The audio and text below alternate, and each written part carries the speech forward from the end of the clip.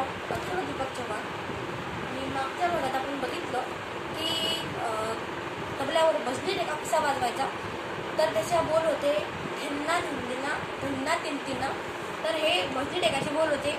आपण उठाण वाजवायला शिकलो आणि सम पकडायला सुद्धा शिकलो कोणत्याही भजनावर. तर आपण आज जे 8 मात्राचे भजन असतात तर ते बघू. त्यांच्यावर केरवा वाजवला जातो. तर केरवाची साधे आणि सोपे सरळ बोल आहे. तसा तर केरवा भरपूर प्रकारे वाजवला जातो, पण त्याचा बेसिक बोल आहे हा गे ना ती ना ग धी ना.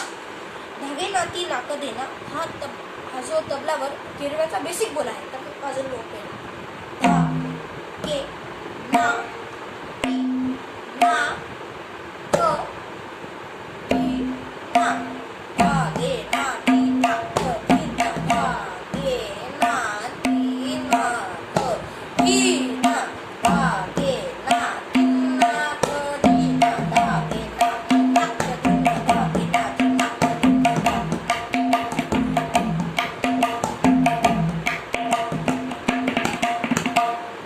उठाण जे आहे ते तसंच पकडायचं.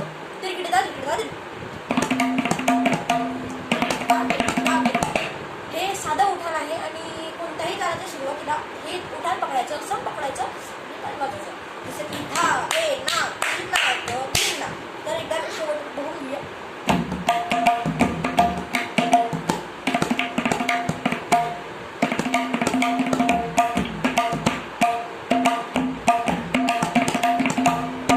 केरवा